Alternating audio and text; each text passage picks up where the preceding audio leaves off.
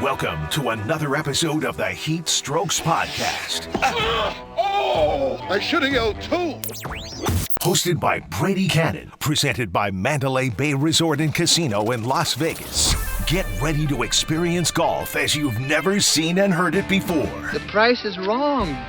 Through the lens of Brady's experienced eye as he braves the toughest courses in the West under the scorching Las Vegas heat. Your course reviews, expert PGA analysis, and top weekly golf betting strategies are teed up and ready to fire. Here's your starter, Brady Kannon.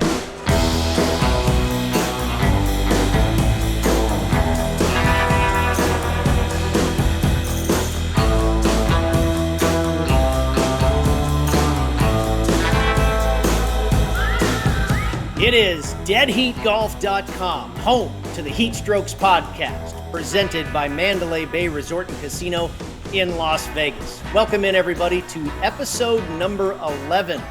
I'm Brady Kannon, and we are joined by our special guest host today, Matt Youmans of VSiN. He is a professional handicapper and senior editor at VSiN. You can catch his show Monday through Friday, 6 to 9 p.m. Pacific time, with our friend Wes Reynolds, and you can also follow him on Twitter at MattYoumans247. He is indeed around the clock. Matt, great to have you back on the program once again. And, I'll start off by saying this June has been unusually cool, maybe by your standards, chilly. Have you been out to play a little golf lately? Yeah, I went out last weekend, and I had to wear a winter coat, Brady. I'm very disappointed in this very, very disappointed in this weather. Usually by the middle of June, we're looking at 110. We're at least up into triple digits. Do you realize we have not had a 100-degree day in Las Vegas in about 276 days? That's unheard of. Now, we can talk about global warming all you want, but it's more about climate change and really the weather here in Las Vegas. We've seen some radical changes in the past year and a half. And, you and I love to play golf when it's well up into triple digits. I'm still waiting. I just looked at the forecast for the next 10 days, and I don't see a 100-degree day on there. So, Brady, I'm not in the good right now. Yeah, no, I hear you loud and clear. I was thinking about you looking at that forecast, and I'm surprised you have even played recently. We are going to, of course, talk about the 123rd United States Open Championship on the program today, and we will also be reviewing Coyote Springs Golf Club, a wonderful golf course, just about exactly an hour drive from the Las Vegas Strip. And of course, Matt, that you and I have played a number of times and are very familiar with. In fact, I think that was the last round of golf we played together. Yeah, we played there, Brady, about a month ago. And I think it was in the low 90s, maybe mid 90s that day. It wasn't bad. It wasn't hot enough, but it was well worth the trip up there. Coyote Springs from my house, right basically in the middle of the Strip, is about almost a 1-hour drive. It might be 50 minutes, whatever, if you make a really good time up there, but it's worth it. It's worth the trip up there. I kind of compare Coyote Springs to like Prim Valley, which is south on I-15, just past the California state line. It takes me about 50 minutes from my house to get out to Prim Valley. It's about an equidistant drive up to Coyote Springs on the north side of Las Vegas. But both courses have a lot in common, Brady. One being that there are no houses on the course. And I kind of like that. You're out in the middle of the desert. It's quiet. It's usually the weather is really nice up there. And the course is not too tough, but it is very challenging. And the day we played, we definitely ran into some challenges up there at Coyote Springs. Yeah, no, I think you're exactly right. It is about exactly an hour drive from the Las Vegas Strip, but a real easy drive. And well worth the trip. And I think the remote location is really one of the attributes of the golf course. It's just vast desert and mountain scenery. And like you say, no homes on the course. For me, you mentioned Prim Valley, one of your favorite courses. It really feels like a combination of Prim Valley and the Paiute Resort. The Paiute was a course, is the property, the Paiute Resort, 3 courses that we reviewed on the podcast last week. I would not call Coyote Springs, Matt, a desert course. There are not a lot of trees lining the fairways, and you don't have any forced carries really over raw desert for the most part. Both the fairways and the greens have a great deal of undulation. You're not going to see many flat putts or putts that don't have a lot of break on these greens, and you're not going to find many flat lies in the fairways. The bunkers are really tough too around the greens. They're very deep and they have some rugged edges with thick rough around the collars. The greens are bent grass. They're not crazy fast, but a real, I think, comfortable speed, and they roll very true. Quite a bit of room off the tee here at Coyote Springs. You can really let the driver go, but that's really when the challenge begins. And Matt, you know, in typical Jack Nicklaus fashion, this is a Jack Nicklaus signature design. It's a second shot golf course, isn't it? It is. And I like this course quite a bit. Like I said, been up there 5 to 10 times, somewhere in that range, and usually score okay up there. Like, you know, when you talked about Paiute, I don't play well up there for some reason. I always play really well at Prim Valley. I look like a hack when I get to Paiute, and Coyote Springs is somewhere in the middle. I can play pretty well, not great, but it's a challenging course. I think, Brady, the day we were there, that was the first time I picked up a golf club in 8.5 months, and just took a couple practice swings on the tee and hit the drive right down the middle, hit a great second shot to about 15 feet away, and parred that first hole to par 4.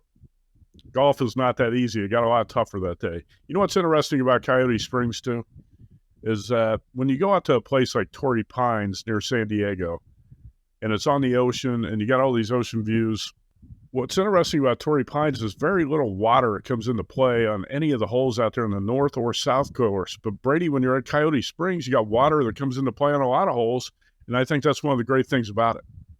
Yeah, you're exactly right. There's water on, I believe, 11 holes on the 18 of Coyote Springs. It was built in 2008. And of course, at the end of 2008, that's when the economy crashed. And they had big plans for this place. I believe the original plan was to make this like a second home for the PGA, you know, like they have in Florida. They were going to build 6 or 8 golf courses out here and homes and everything like that. Well, in a little bit of a way, roundabout way, we're kind of lucky because the economy did tank and they never built those homes. They never even built, you know, the big grandiose clubhouse here or anything. It's a little golf shop with a nice little, you know, snack bar and restaurant off to the side there with some very good food, by the way. So for now, Matt, this is really just all about the golf experience, and it's certainly a great one. This course is an absolute beast from the tips at almost 7,500 yards with a slope of 149. Now, I will readily admit that that is not where you and I played from about a month ago at Coyote Springs, but I want to see if you have a favorite hole. I know you've been there a number of times. Is there 1 or 2 holes that have stuck out to you? You know, you asked that question before, and I meant to look up the hole that I like the best. I think it's the one I played the worst the last time we were out there. It's a par 3 where the pond sits over to the right and the green's right on the fringe of it. Hitting off an elevated tee down into the a lot of times par 3s are going to be the favorite hole for people, especially if you're hitting off an elevated tee and there's water that comes into play. I can't remember which number that is, Brady. It seems like it was on the back. It seems like it's on the. Did you think it was on the back? I was thinking maybe it was on the front. Okay, so I think it's kind of early on in the back, if I recall. It is a great par 3. You are on an elevated tee box hitting down to that green, and you'll probably remember. I thought I hit a great shot. It's a fairly long hole. I want to say it's about 185 yards or so, and we were playing from the whites that day. And I thought I hit a great shot in there, and sure enough, the wind came up, and I managed to find the water on that one. Yeah. Well, that's the thing is the degree of difficulty on that hole is higher than you think it is. When you're up there in the tee, you think, all right, I'm just going to put it right down here on the green. You know, you get under the hill, it kind of slopes down a little bit. It looks like it's going to be an easy shot. It doesn't turn out to be an easy shot, at least as easy as it looks from the tee. And actually, it was kind of hard to pick a favorite hole out there because there's, I would say, 12, 13, 14 holes out there that I really, really like. And that's one of the great things about it. Anytime you go to a golf course and you only find 2 or 3 holes you don't like out of 18, then you know that's a really good golf course. And Coyote Springs fits that category for me. There's very few holes out there that I don't like. Yeah, I totally agree with you. I really like the visual on almost every hole out there at Coyote Springs, but I'll tell you what my favorite one is, and not necessarily the visual, but to play. And that's number 14. It's actually the number 2 handicap at this golf course, and it's probably the narrowest tee shot. It's an uphill par 4 that stretches all the way to 450 yards from the tips, but from the white tees, it's only about 387. And it doesn't look like there's a ton of room off the tee. So I've actually hit 3-wood here or there before, but there's actually some room around the corner to the left. And then you're faced with a second shot that is uphill once again to an elevated green. And I just really like the strategy that the hole presents. It makes you think off the tee. You've got to hit a good second shot, and then you got to deal with yet another undulated green and make a putt. It's the number 2 handicap, but it's not impossible to make par there. And you really walk away feeling good about making a 4 there. I think it is one of the holes that makes you think more so than a lot of these other ones. I know you bomb it off the tee and you go from there. I think Nicklaus has created this hole, number 14 on the backside, where it kind of has a little bit of everything to test you and make it entertaining. I agree with you. And actually, Coyote Springs is a fascinating story just in general. You hinted at it, but in the big picture, Jack Nicklaus designed this course, and this is supposed to be a sprawling golf complex out there, and it was going to be a new community with a bunch of homes. And obviously, the economic crash around 2008 scuttled those plans. And here we're sitting here in 2023, and you still have one golf course, no homes out there. There's not even a convenience store within about 30 miles, and you're out in the middle of nowhere. But in a way, I think it's great. Now, within the next 10 years, that might change. Who knows if you're going to eventually get housing developments up there around Coyote Springs. But for right now, I like the way it is, and we're lucky to be able to have a place like that to play. I like to go to Prim Valley. That's my favorite course. But Coyote Springs, very similar course, driving in a different direction. I might have to go back out there, Brady. The day we played, you said that it was about a month ago, the first time I played in 8.5 months. I think I ended up parring 4 holes that day and a shot of 92, which is not that good. I was going downhill. I was losing my concentration on the back 9. And you know what's in it? Also, after you don't play golf for 8.5 months, I don't think I could walk for about 2 days after that. My back hurt so bad. And that was started to affect me on the back 9. I want to go out there and shoot a better score. So when things start to heat up, I think we should head back out to Coyote Springs and give it another shot here later this summer. Sounds like a plan to me. I wonder if you have a favorite story from one of the many trips you've made to Coyote Springs, maybe a favorite moment or a funny moment that you have from a visit to the property. Not really, but I can remember about 5 years ago, I drove up there and I forgot to get gas when I left Las Vegas. And I walked out. It was one of those days. It was really about 115 degrees. There was nobody up there. I went out to the parking lot, and I started to pull out, and I looked down at my gas gauge, and it was less than 0. And, Brady, you know that there's no gas station within, was it 30 miles? At least, right? 30 miles, I think, on that highway. So I had to have I went back and found one of the guys in the cart barn and got a can of gas, put it in my truck. So I had just enough to make it back to that truck stop. To get back to town. But that's one thing. That's a pro tip for you.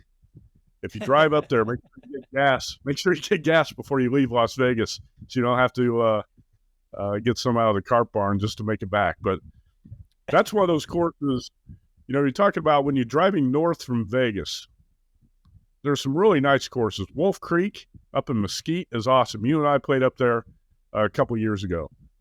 Coyote Springs is another one. So if you're going to drive north from Vegas, try to hit those courses. There's some really good ones on the north, kind of on the northeast side of Vegas. Yeah, no, that is a good story and a good pro tip for sure. I'll tell you, I have 2 short stories, good memories from Coyote Springs. The first one was in the summer of 2018, and I went out there with my son. It was just before we shipped him off to college. And it was the last round of golf that he and I got to play together before he went away to school. He'd never been up there before, and you get out in the great outdoors, out in the middle of the nowhere. He loved the course. We played as just a 2-ball that day as well, so it was nice to spend some time and play a round of golf together and introduce him to Coyote Springs and the beautiful surroundings out there, and then ship him off to college. So that was one moment that I certainly remember. And then the other one was not quite as fun. It was later that year, or earlier that year, I should say, in January of 2018. This time I was with my buddies, and they were all in town for the NFL's championship weekend. It was the year that the Philadelphia Eagles won the Super Bowl. And I've been doing this trip with these guys on championship weekend for years, and we usually play a round of golf or two. And I was all excited to show them Coyote Springs. We had a van. We all piled into the van with our clubs and whatnot, and we're all fired up to go there. We drive up to Coyote Springs, and we did not catch a break with the weather that day. You know what it's like sometimes in January. I mean, I had an underlayer on that was wool. Over that, I had a cashmere sweater on, and over that, I had a down vest on. And then on top of all that, I had a wool ski cap on top of my head. And I tell you what, I will admit, I'm not embarrassed to say, after 9 holes, we quit. It was miserable, and we could not handle it. We drove back to the casino and got involved in the football weekend again. But we tried. We tried to make the most of it. But a note to the audience here, Matt, and I'm sure you've probably dealt with this before. It is not 100 degrees every day in Las Vegas, folks. No, it's not. But there's a reason we don't call this, or you don't call this, the ice cold podcast. I don't like going out. I don't like going out and playing golf when it's cold. I played a high school golf meets in the Midwest, sometimes in snow, Brady, and I have no interest in doing that again. No interest in revisiting those days, playing golf in the cold wind and snow. No thanks. I did remember one thing while you were talking there. I went up and played Coyote Springs about 2 years ago on one of those hot as hell days when nobody I knew wanted to play. So I just drove up there by myself and I played. And I remember the hole. I don't remember which one it was, but I remember where I was on the course. And I was on the green and I was about to putt, and I heard some rustling behind me. So I stopped before I hit the putt, and I turned around, Brady, and there was a coyote actually standing about 10 feet behind me. And coyote's not going to bother you. He was just standing there watching. He wanted to see if I hit the putt. And then I hit the putt and missed it, 2-putted, and I walked off the green, and coyote was just doing his thing. There is wildlife out there in the course. We've encountered that. I think, Brady, we were playing in Laughlin, I think at Laughlin Ranch Golf Club, and there was a bunch of wildlife on the course that day. That was a couple of years ago, right? Yeah, absolutely. That was on our way back from TPC Scottsdale, and you got me to stop in Laughlin, and I was thankful that we did. We saw a burro, a donkey, that day out on the course. And I think we saw some coyotes that day. That one you saw, that may have been Mr. Coyote Springs himself. That was the course mascot. That was Wile E. Coyote. Well, I tell you what, Coyote Springs is definitely a high-end golf course, and it doesn't have all the bells and whistles. I mentioned it doesn't have the grandiose clubhouse or anything like that yet, but it is absolutely a world-class golf course. And I tell you what, the pricing that they charge is really amazing. Green fees this time of year will run you from about $65 to $100 per player, and then in peak season from about $140 to $175. And Matt, I mean, you get a golf course, a Jack Nicklaus signature design, a course of this quality for that type of price, less than $150. That is a really good deal. It is a good deal. And that's another great benefit to playing summer golf when it's hot, is that you can play a lot of these really nice courses around Vegas and play them for cheap. And another benefit is there's not going to be many other people out there in the course. So you don't have to worry about slow play. You don't have to worry about a group like Patrick Cantlay and Jordan Spieth slowing you down on a day. You can get out there and play for cheap and pretty much play at your own pace and not have to worry about groups being in front of you or behind you. That's a big benefit to playing in the summer when it's triple digits. No doubt about it. One of the reasons for sure that you and I like to play in the summer, less crowds and less dollars. You can find Coyote Springs online at coyotesprings.com. You can also find them on our website at deadheatgolf.com as one of our featured courses. We will take a quick break and be back with our picks for the United States Open Championship at Los Angeles Country Club. But before we do, a quick word from our terrific sponsors, Play Studios, VSiN Realty Group, Las Vegas Advisor, and footballcontest.com. Don't forget to use the promo code HEAT at checkout at footballcontest.com to save $50. Football contest signups are going on here in Las Vegas as we speak and throughout the summer. So a good time to get on board with footballcontest.com. We will be back with more of the HeatStrokes podcast presented by Mandalay Bay Resort and Casino in Las Vegas in just a moment. When the HeatStrokes crew isn't burning up the hottest golf courses in the country, playing a game we'd all spend a lifetime trying to master, they're doing something just as smoking, but a whole lot easier. They're playing My Vegas Slots. It's a top-ranked, free-to-play mobile app that lets you earn valuable real-world rewards from some amazing partners like MGM Grand, Bellagio, and Norwegian Cruise Line. You can score rooms, great meals, show tickets, and more just for playing. Download My Vegas Slots today from your favorite app store. And if you're anything like Brady and Matt, we know you're going to love it. And that's something you can bet on. Want to gamble like the pros? At LasVegasAdvisor.com, you'll find the world's best how-to books, software, and strategy cards featuring blackjack, poker, video poker, tournament play, and of course, sports betting, including 2020 sports betting. Think like a pro, which contains an 85-page section on betting golf. And don't forget to check out LVA's famous Member Rewards coupon book, offering discounts on dining and entertainment, including a buy one, get one for the awesome lobster buffet at the Palms, and more than $400 in gambling, free play, match play, and bonus offers. Up your gambling game today at LasVegasAdvisor.com. That's LasVegasAdvisor.com. Attention, all real estate buyers, sellers, and investors. Are you looking for a trustworthy and experienced team to help you navigate the Las Vegas, Southern Nevada market? Look no further than VSiN Realty Group, specializing in residential, commercial, and investment properties. With over 9 years of experience in the industry, we have the knowledge and skills to help you find the perfect property or investment opportunity. Whether you're buying, selling, or investing, we're committed to providing exceptional service and delivering results. Contact us today to take the first step towards achieving your real estate goals in Las Vegas and Southern Nevada. Call now, 702-339-8052, or go to BesantRealty.com. Have you ever wanted to play in one of the biggest football contests in Las Vegas and win $1 million or more? At footballcontest.com, find out how to sign up and make your picks through Nevada's most experienced proxy service. You do the handicapping, we do the legwork, and our service is a convenience for both locals and non-residents alike. Over the past decade, thousands have trusted footballcontest.com as their proxy service and have collected winnings of over $10 million. Whether you're a fan of 5 picks against the spread or survivor pools, footballcontest.com has all the information you need to get started. You pick the winners, we submit your picks. It's that easy at footballcontest.com. Mandalay Bay comes alive as the Fan District, the go-to destination for all of fankind.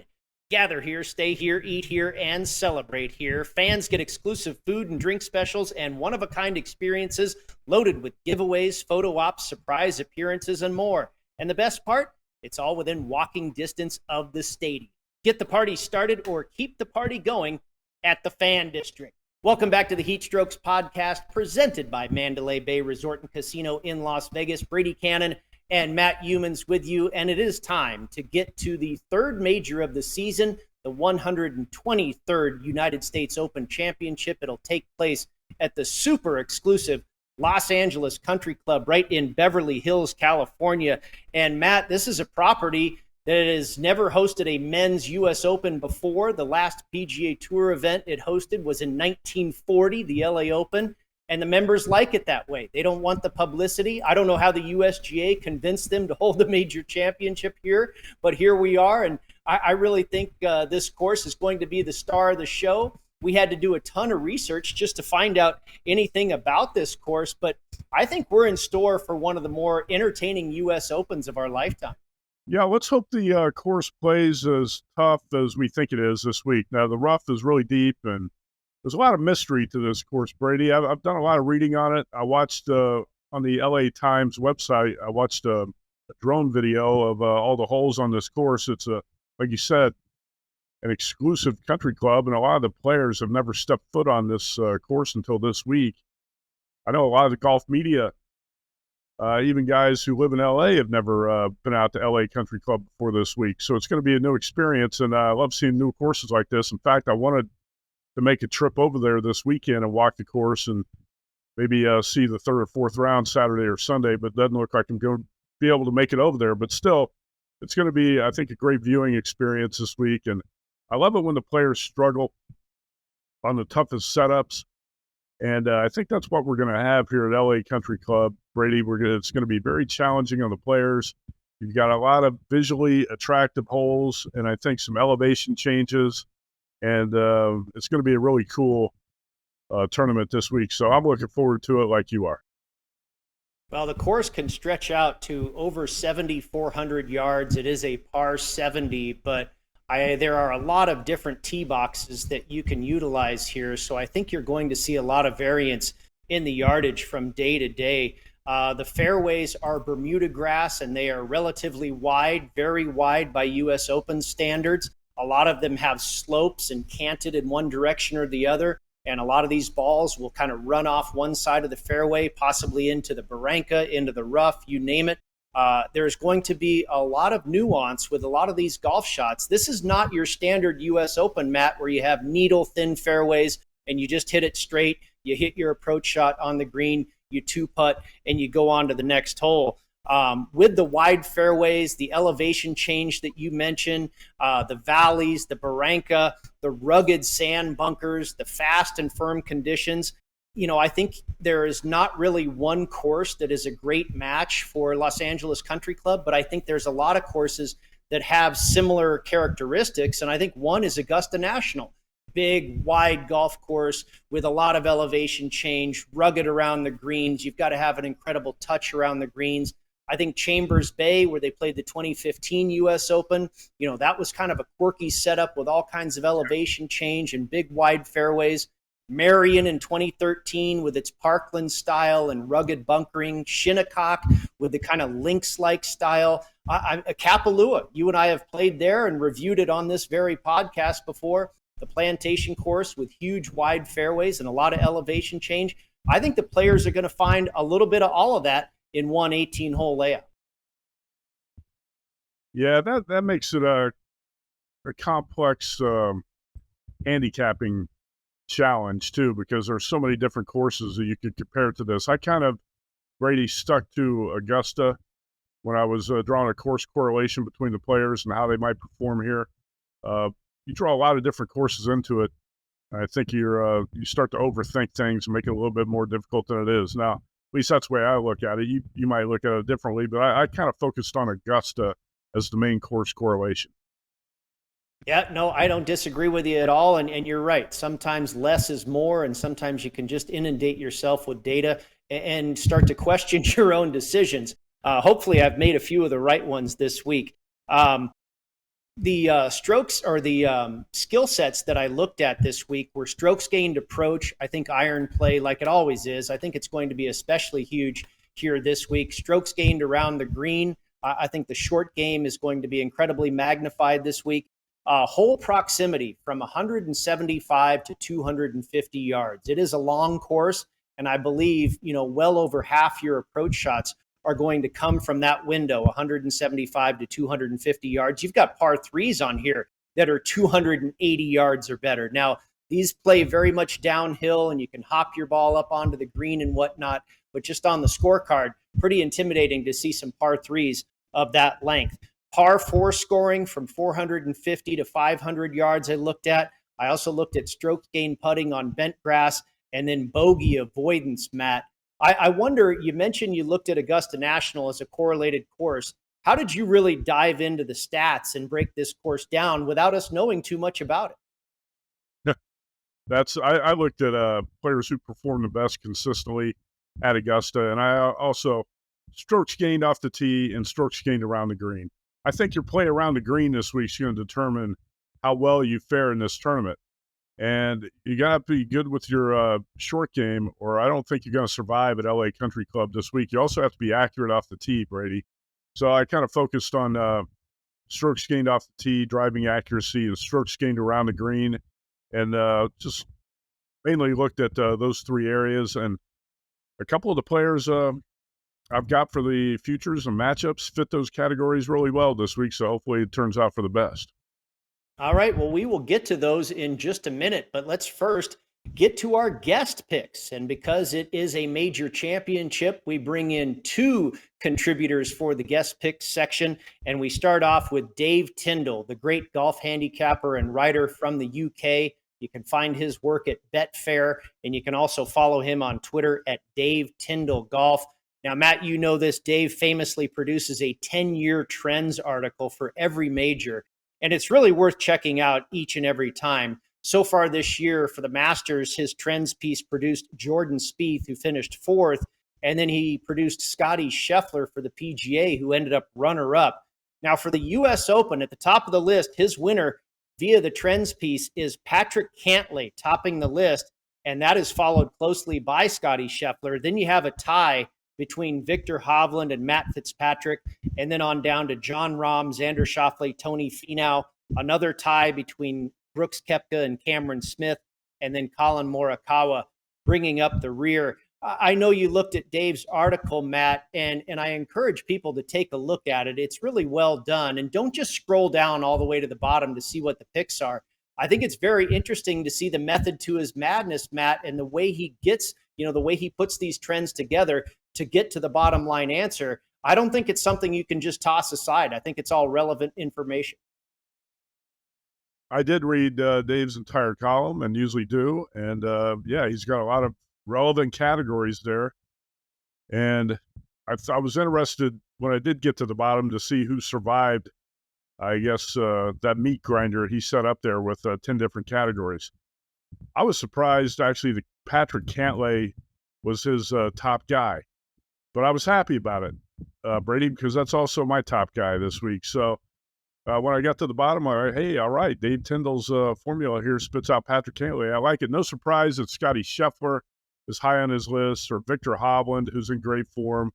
I don't think many of the names on the list are going to surprise you much, but I like Dave's formula here, and I think it's all relevant information, and hopefully the guy he spit out on top is a winner this week. I think I'll be happy if that comes to fruition. I've been in the exact same boat as you before. I have all my picks, and then I go to Dave's column and I see who his number one is, and I'm on the same guy. It's a nice reassurance there for sure. Outside of his trends piece, Dave does have a couple of other plays this week. For the outright winner, he is also on Victor Hovland at 16-1, Justin Rose at 35-1, Bryson DeChambeau at 40-1, and Denny McCarthy, who just lost in a playoff to Victor Hovland at the Memorial, at 100-1. For a top 20 finish, he's got Sepp Straka, performed very well at the PGA Championship last month, and a nice number at plus 650.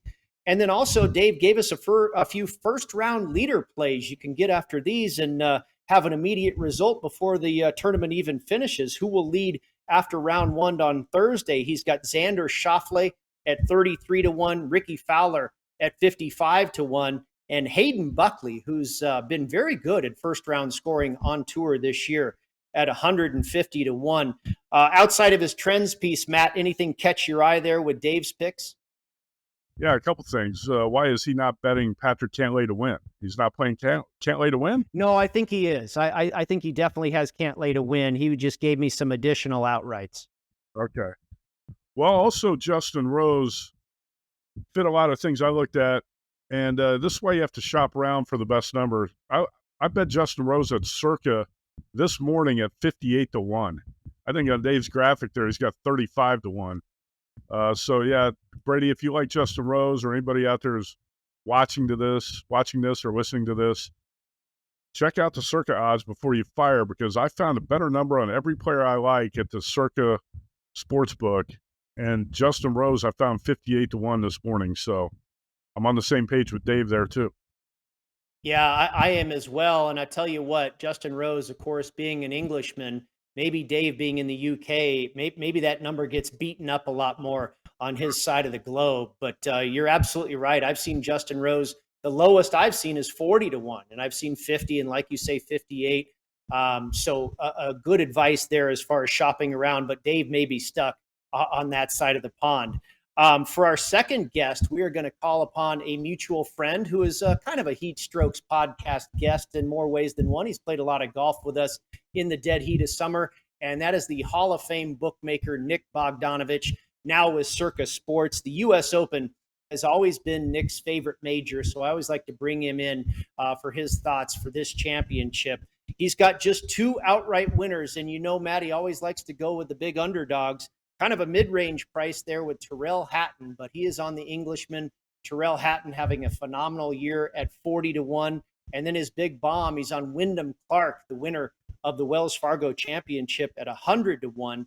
And then he's got 4 head-to-head matchups, full tournament head-to-head matchups. He's on Tyrrell Hatton at -140 over Max Homa, Tony Finau at -135 over Dustin Johnson, Hideki Matsuyama at -110 over Cameron Young, and then Patrick Rogers at -110 over Andrew Putnam. What about Nick's picks there, Matt? Anything catch your eye there? Yeah, I'm not surprised he comes in on Tyrrell Hatton because I like Hatton too. He's in good form. He's playing really well recently, and he should fit this golf course.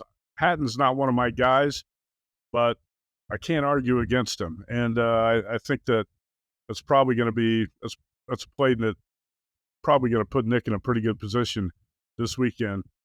We mentioned Cameron Young there. That's a guy that I've played a lot in the last year and a half and finished second with him about 5 times and third a couple times. It's been very frustrating. Cameron Young seems to be lost right now, so I can't argue against playing against him in a matchup. And Nick played Hideki over Cameron Young, whose odds are back up around 50-1. Don't forget, he finished second in the British Open last year. I had Cameron Young at 120-1. But right now, poor form. It looks like he should fit this course well, but I just don't like the way he's playing. And Tony Finau, another one of Nick's matchup picks there. Wes, Brady talked about the unluck of the draw. Tony Finau is in a group, his tee time group on Thursday and Friday. Patrick Cantlay and Jordan Spieth, 2 of the slowest players in the world. So I hope Tony Finau's not. Tony's such a nice guy, he won't even care. You know how Tony is. Okay. I would care. I don't like to play with people who are that slow. So it's kind of funny. A lot of times the USGA has fun with these pairings. It's a little surprising they didn't pair Brooks Koepka with Patrick Cantlay. That'd be something. But they have a gnarly sense of humor that way. I'm with you on Cameron Young. Boy, he's really fallen off the map. I went against him in some matchups last week in Canada, and those were winners. I didn't really want to go against him here with Hideki because I'm not positive. I don't have a good feel for how Hideki's going to do this week, but Cameron Young, a fade for me for sure. Matt, it is time to get to your picks. I know you've got a pretty healthy card here. Take it away, my friend. Okay, Patrick Cantlay at 16-1. I actually bet him like plus 1650, but Cantlay played this course, Brady, and we don't have much course history to go by here, but we do have the 2013 Pac-12 championships, and Cantlay played well. Max Homa stole the show that week as Cal Bear. Patrick Cantlay, a player at UCLA, and Homa set the course record that week with a 9-under 61 when he was a Cal senior. But Patrick Cantlay was right there in contention. And I think there's maybe a narrative out there sometimes that Cantlay does not play well in majors. I'm going to dispel that. The last 4 majors, Cantlay has top 15 finishes in each of them and 2 top 10s. I think he's knocking on the door to win a major. This course is a good fit for him. He's got some experience out here at LACC, unlike a lot of other guys. I think when you look at strokes gained around the green, putting, Cantlay fits the bill. And I was hoping to get 20 to 1 or higher, but that just wasn't going to happen this week. So I had to grab basically 16 or 17 to 1 here on Cantlay, who is my pick along with Dave Tyndall to win this thing. Because I think he's got a lot of confidence. He's played much better in his 4 recent majors. So let's go with Cantlay. Also going to go with Max Homa, who I just talked about, shooting that 61 at LA Country Club when he was Pac-12 tournament champion, individual winner. He was even par over the final 2 days of that tournament. But Homa has been kind of quiet recently, and I like that because there was a lot of buzz, and I thought this pick was going to be way too popular for the U.S. Open, that everybody was going to be on Max Homa, and I bet him at 25 to 1 a couple months ago. I bet him again at 30 to 1 a few days ago, and this morning I bet him again at 33 to 1. Now, not big bets, but it all adds up to something pretty good here on Homa. And you're talking about play around the green, driving accuracy, putting. I don't see why Max Homa can't win this week. Now, his performance in majors has not been very good at all. That's the one guy who probably needs to knock on the door of winning a major before he actually wins it, but I'm hoping he can just knock the door down this week at LACC and win it. So Max Homa, with his strong course history here, and the fact that he's going to be in the LA spotlight, I like him. Jordan Spieth, 27 to 1. Brady, if you look at Spieth's driving stats, 2 of his most recent performances are 2 of his best. I really think Jordan Spieth is starting to figure some things out with his driver, his driving accuracy. And when you're talking about strokes gained around the green, nobody's more creative around the greens than Jordan Spieth. And I think that's going to be a big benefit to him this week. I think the winner is going to be somebody who's really a master around the greens and on the greens. And hopefully that's Spieth this week at 27 to 1. And again, we're talking about an Augusta course correlation. Spieth is one of the guys who plays the best at Augusta. So let's go 27 to 1 on Spieth. And then the other guy I threw in there, he never plays well when I bet him, but Colin Morikawa. And I had him 2 weeks ago, and he was 2 strokes off the lead near the top of the leaderboard on Sunday, and he comes up with back spasms on the driving range, and he withdraws. But I thought his play in that tournament overall was a positive. And when he was at Cal, he played in the Walker Cup at LACC, and he went 4-0 in his matches, and that was in 2017. So again, this course is a mystery to a lot of these players, but it's not a complete mystery to Patrick Cantlay, Max Homa, and Colin Morikawa, 3 of the guys on my list here. So I'm looking at futures. Those are the main guys I played. I took smaller shots, Brady, this morning. After I sent you those plays, I found some numbers at Circa I could not resist on the futures board. I don't want to play a lot of long shots because I do believe an elite player is going to win this week. It's a tough course, and it's going to be challenging for these guys over the course of 4 days, and I think you're going to weed out the weaker players, and you're going to have an elite guy who's more or less an elite player who's going to win this week. So I don't want to play a bunch of long shots, spray a bunch of money on the futures board.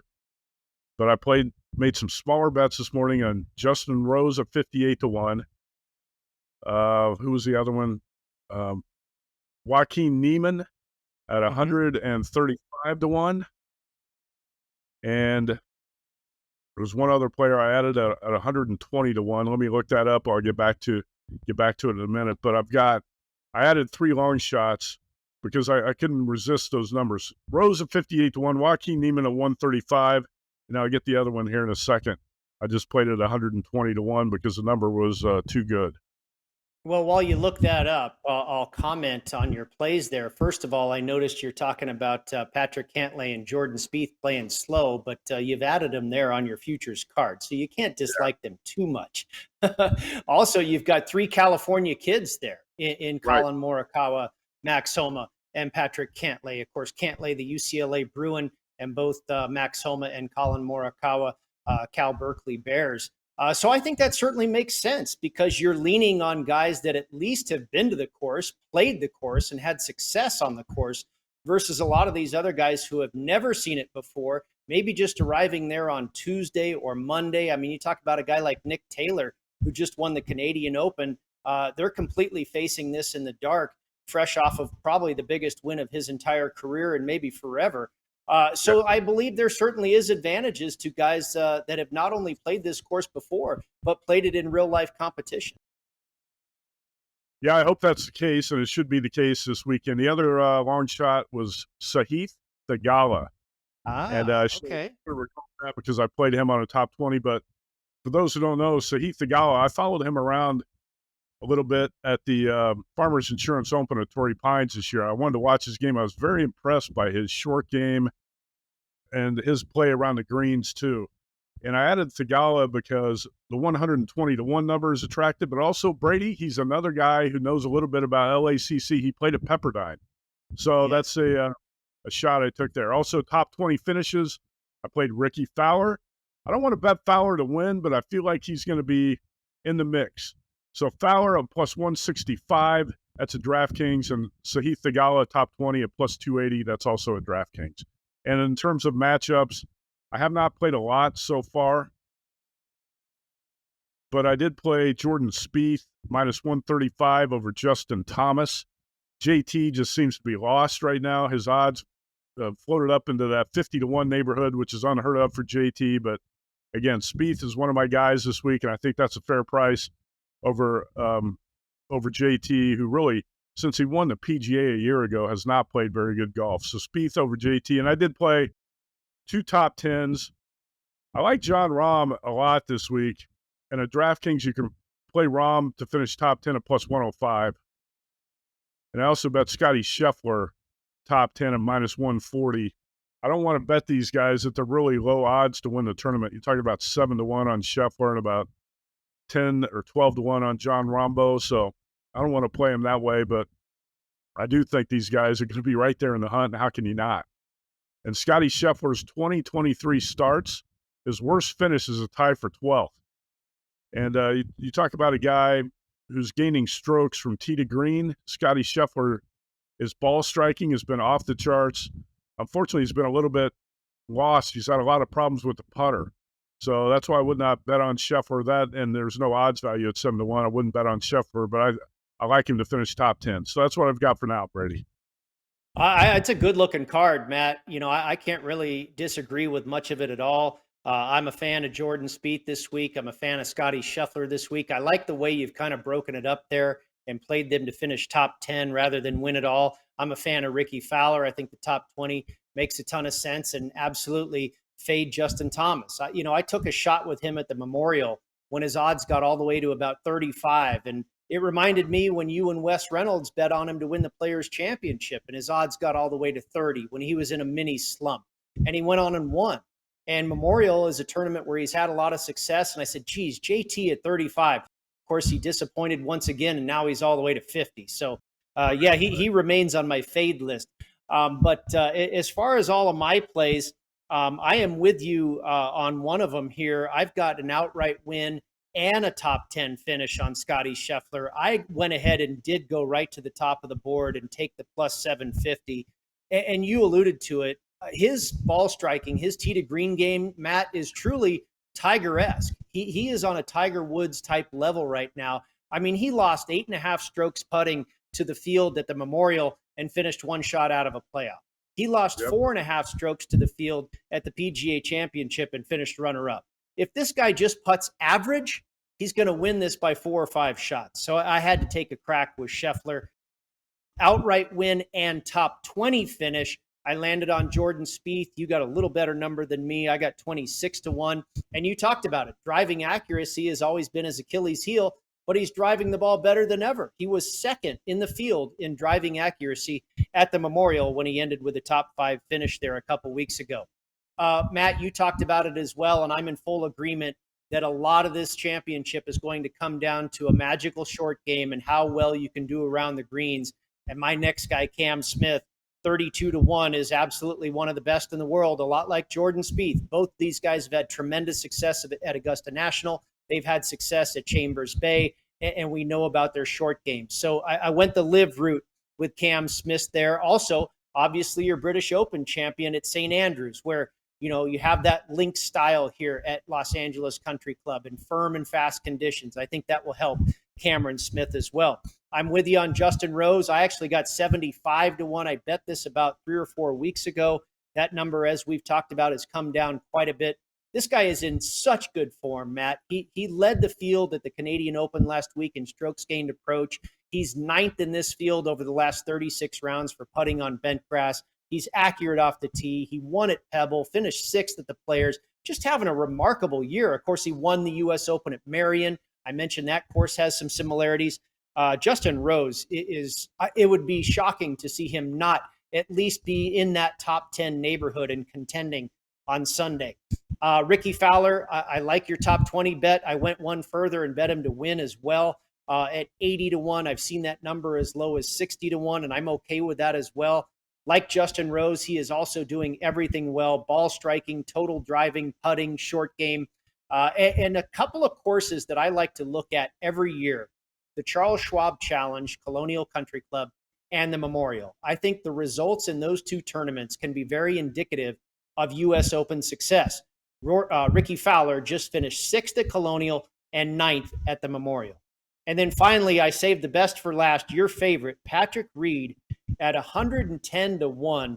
I thought that number was pretty crazy. I've seen as low as 70-1, but creativity and a tremendous short game. That's what we're talking about. And that's exactly what the strength of Patrick Reed's game is.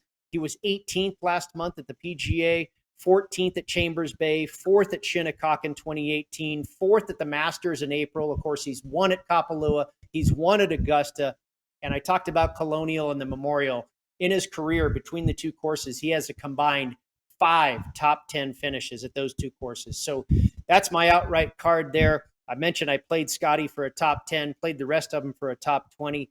And then full tournament head-to-head matchups, I've got going against one of your guys, pitting two of your guys against each other. Jordan Spieth at -125 over Colin Morikawa. Matt Fitzpatrick at -140 over Max Homa. Tony Finau at -135 over Justin Thomas. Ricky Fowler at -120 over Sungjae Im. And Patrick Reed -105 over Bryson DeChambeau. So, I think we're on the same page in a lot of different areas here, Matt, but I did go up against a couple of your guys head-to-head. Well, we're not going to be on the same plays all the time. I will say that that's an insanely high number on Fat Pat Reed. But Brady, I hope he takes a wrong turn on the way to the course. He ends up in Compton and never makes it there. So, yeah, then you're happy and I get my money back, and no harm, no foul. That's right. I'm not going to say good luck with that one. Yeah, I did think that number was pretty crazy. Well, Matt, our favorite time of the show, because it involves our friends at Dom DeMarco's. It's the Pizza Money Play of the Week, presented by Dom DeMarco's Pizzeria and Bar in the Summerlin area here in Las Vegas. One of Matt's and my favorites. Great pizza. I suggest going there early and often over to Dom DeMarco's. And you and I landed on the same Pizza Money Play this week. We lost our Pizza Money Play last week by one shot. I had 18 under par or better would win the Canadian Open. It landed on 17. I'm going the other direction this week.